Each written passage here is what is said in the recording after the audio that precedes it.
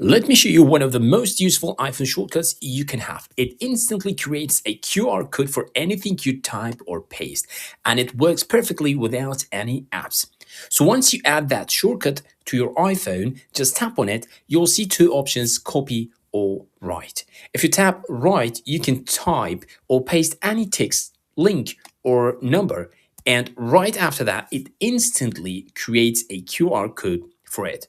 For example, if I type tech tips, boom, the shortcut creates a QR code that simply shows the words tech tips when scanned.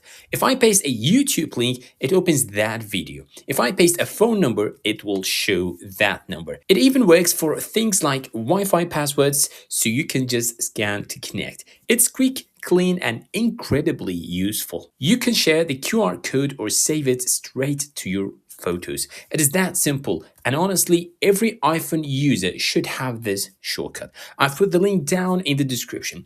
Go check it out and add it to your Shortcuts app. And if you found this helpful, hit that like, subscribe, and check out my channel for more iPhone tips and hidden features.